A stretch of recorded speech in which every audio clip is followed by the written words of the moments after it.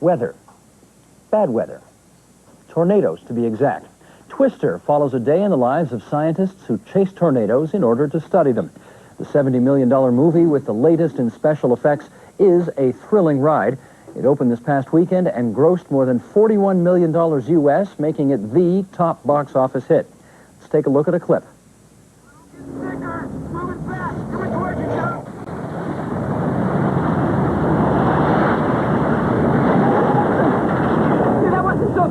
God, why can't we spend a normal day together? Mike, did you grab a hold of? I know!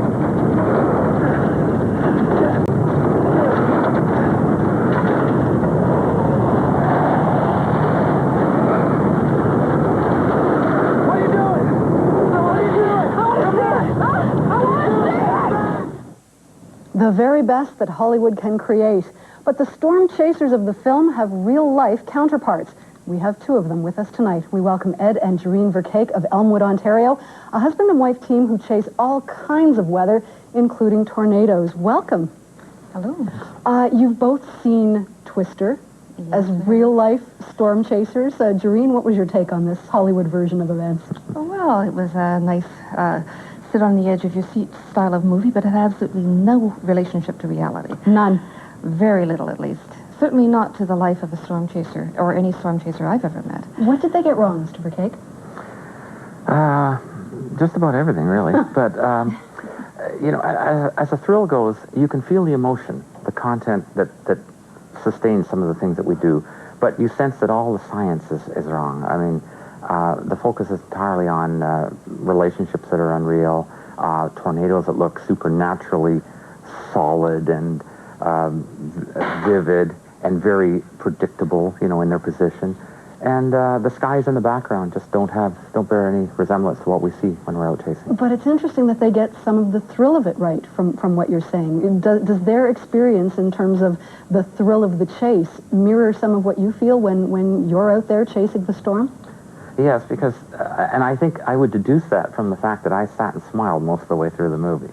So that seems to be a dead giveaway, that it must have had an emotional appeal to me. However, the scenes of destruction and debris flying through the air, any chaser that we know would be petrified and terrified by that circumstance and would not put themselves in such danger.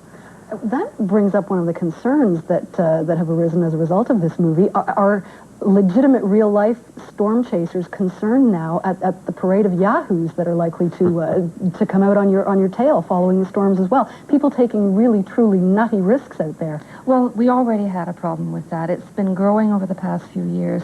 I think with the growth of the video camera, as a common household instrument, there are a lot of people who are out there endangering themselves and other people. And one of the things in that clip you showed earlier, which really has to be brought to mind, is the hypnotic effect of a tornado. Once you start watching, quite often you don't take the precautions you need to. You're glued. It's very hard to draw yourself away. Are you so engrossed in watching what's going on with that funnel that you lose sight of safety? Well, we have an advantage over many people in that we're engrossed in the sky generally, so we'll be watching the whole storm, and we've been doing it for long enough, we know when we need to look after our own safety.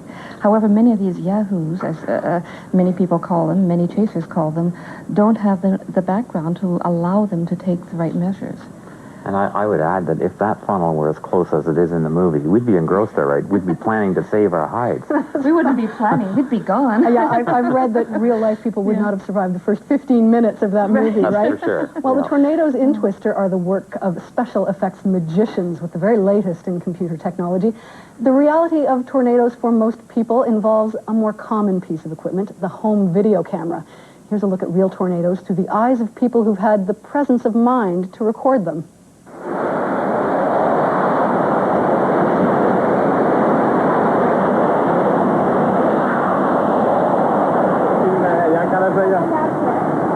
That's to the far north. It's solid tornado now. There's There's two, three, Go back north, Daddy. 4, 5, See, Bubba? 6. Right there's your tornado. What's it like to be near something of that force, Ms. Verkaik? You can't escape the fact that it is very exciting and very humbling. But I think the humility is an important part of the chasing. If you just go with the excitement, you can put yourself in undue danger. But it's such a marvelous spectacle to see the atmosphere organize itself around one event like that. Do we know how they happen, why one storm, which looks exactly like another storm, will produce a tornado, whereas another storm will not? The research that's been going on has been slowly shifting and changing its mind a little bit over the years. There are some theories that are accepted as being mostly true, but not complete. So as a result, you have a sort of differentiation between weaker tornadoes and really strong tornadoes, well-organized ones. And essentially, the strongest ones organize within the cloud itself. They form as part of a rotating structure that's the result of the updraft and the downdraft being very close to each other in the sky. And that then translates to a rotation that's tight and that works its way towards the ground. So that is known, but as to exactly which factors contribute to one storm producing a tornado and the next one not, that's a big mystery, really, at this stage. We know the ingredients, but we don't know, well, how much of each one it takes to make it happen. Why the fascination, do you think, Ms. Verkaik? We have the appeal of the science, we have the romance, but what draws people, what draws you to chasing them? Well, I'm not sure that what draws us is the same as what draws other people. I think generally people are drawn because it really is an awesome spectacle, and it is so far beyond their comprehension that it's fascinating. Also, I think people live day-to-day lives, and being exposed to something which is so far beyond the imagination or any capacity they have to see themselves in that circumstance is always going to be intriguing. What does it feel like to be that close to that force? It really pushes you emotionally to the edge, because you know that something is happening that's way beyond your control, largely beyond your understanding, and at such a rare moment in your life's experience that you try to absorb it and at the same time protect yourself from it, internally, so that you want to sort of eat it up as an experience, get it on film, hopefully, but at the same time you want to withdraw from it in a kind of protective way, I think.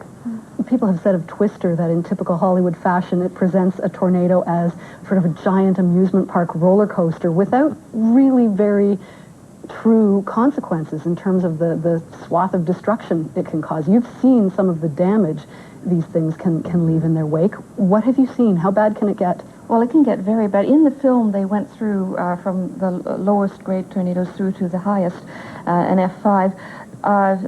This destruction, for instance, would have been about an F3 tornado. Is this what we're seeing here? Yes, this was in Alberta, and it depends on the kind of damage that's done, how it's rated. The Barrie tornado of 85 was an F4, stronger than this one. The ones that went through Ontario recently were F2 and F3. Now, when you say that's not a scale I'm very familiar with, is this sort of the tornado version of a Richter scale when you talk about F1, 2, 3, 4? Yes, it's not incremental in the same way as the Richter scale, but what it is looking at the kind of damage that occurs. For instance, an F4 can take the top level of a brick house down. An F3 might demolish a mobile home or even a wooden structure which wasn't really securely built, but it's not going to demolish a brick house. An F5 will demolish everything in its path. And that was one of the things that was very unrealistic in the last tornado in Twister. That was supposed to have been an F5, and they certainly wouldn't have been clinging onto a pipe without even losing their clothes. Well, so this is the measurement is taken after the damage has been done. You don't watch a tornado and know that this is an F3 or an F5. No, you can't tell from appearances. I mean, there are thinner tornadoes that can be very strong, and there are large, wide, messy ones that can be relatively weaker. So there's no proof there. They can't measure the wind speed accurately, so what you have to do is look at the end result. Well, we know the end result in many cases can be that tornadoes are deadly. Just Monday, a tornado in Bangladesh killed 443 people. Closer to home, we all remember the tornado that injured several people and destroyed homes near Orangeville last month. You might be wondering whether you might see a tornado near you. We asked Environment Canada for the statistics. On our map, we have colored the areas according to the annual frequency of tornadoes. The most heavily hit areas are colored in red, for example, around Sarnia, and the less afflicted areas are orange or yellow. Now, Ontario has endured 5 of the worst tornadoes in Canadian history.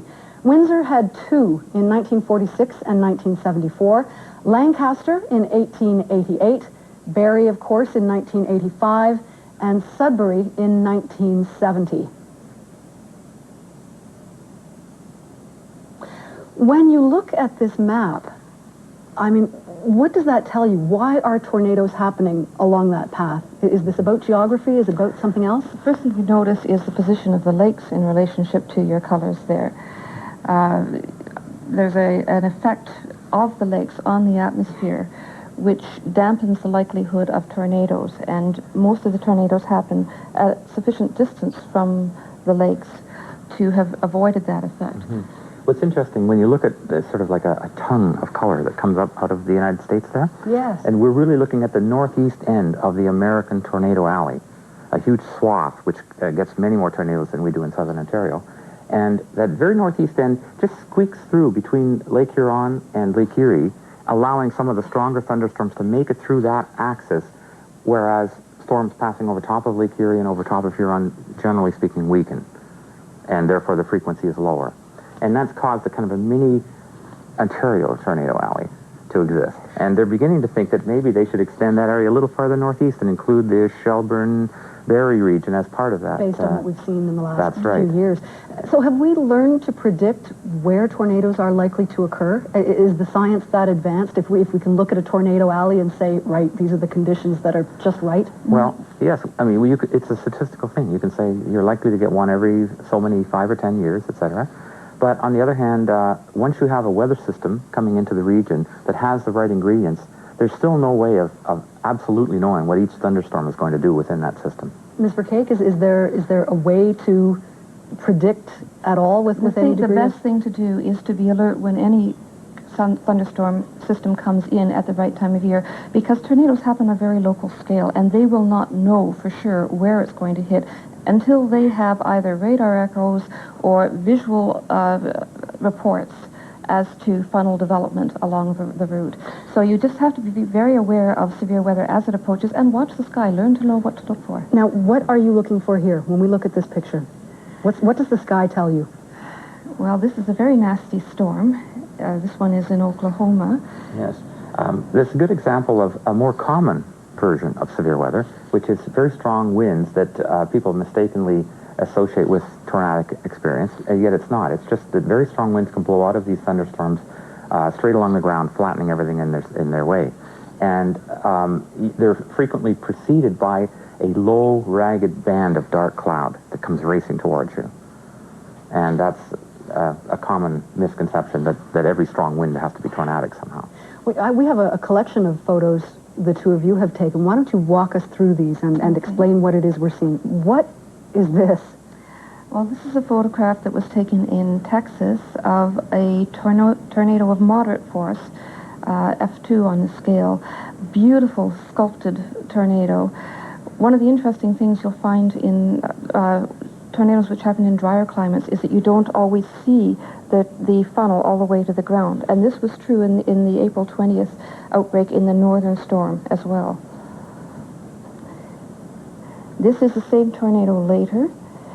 You can see that it's starting to rope out there. If you look up from the darker... it's starting to... Rope out. See, there's a ropey structure coming up from the black debris cloud at the bottom. That shows there's a weakening of the strength in the tornado funnel. It's starting to wobble a little bit. This is the Colorado one. Do you want to... That's a beautiful example. It's almost a transparent column of rotating air that's only made visible slightly by the fact that some dust has been raised up through the column. So it's spiraling up the outside of this rotating column. But other than that, there's no condensation. Does it strike you just how much beauty there is in some of these? Oh, yeah. Oh, absolutely. That's why we're there. And what is this? This, again, is a tornado in a drier climate. Here, the winds have started to gain force over the strength of the tornado as before. And that may be a tornado, it may not. It's certainly a long funnel cloud. In order to know for sure if something is a tornado, it has to be touching the ground, and that's not always apparent. But it's beautiful, the different shapes, and sizes that these things can take. So if this is not touching the ground, despite the appearances, it's not a tornado. Then it's a funnel cloud. That's right. However, that doesn't mean that you have to be able to see the funnel cloud all the way to the ground for it to be touching the ground. You can see dust at the ground and nothing between the ground and the cloud base where the funnel is, and it can still be a tornado because you have the debris cloud at the bottom. Sometimes the funnel is not visible. I want to explore this fascination with tornadoes for another moment. We talked a moment ago about the use of the video camera, the home video camera, and how that has brought us such a wealth of pictures. And I noticed someone was calling this the equivalent of environmental porn, that we're now able to see and just thrill to scenes like this. Does it strike you that way at all, Ms. Verkaik? I'm not sure I would have put it in quite those terms, but I think although we're very glad to have the video representations of these events available afterwards so we can look at them closely, people do put themselves at risk with these cameras because they don't know when to stop quite often. And often they're driving while they use them as well, which is an added level of danger. So yeah, we're also concerned about the fact that people are simply looking for the highlights out of everything, you know, the ultimate thrill. And they're failing to see what's in between the lines, in a way. That wonderful experience that leads up to a tornado is a majestic storm filling all three dimensions of the atmosphere with a beautiful minute-by-minute change in its shape and its appearance. And that is just a gorgeous thing that goes to waste, in a way, if you focus only on what it's going to produce at the end of the line for destruction. We've noticed most of the video clips that we've seen focus right in close, and you can't see the context, and people can't learn without the context. Is this as exciting as weather gets? No, I think that weather is exciting in very many different ways. This is one of them. It takes a lot more energy, I suppose, to stay with a tornadic storm than it does with a wave cloud, but wave clouds can be just as exciting. I would say that it's about as weird as weather. It's about as weird. Thank you both very much. Thank you. Ed and Jerrine Verkaik are researching a book on the most recent tornado near Orangeville, and we do look forward to that when it comes out. Stay with us.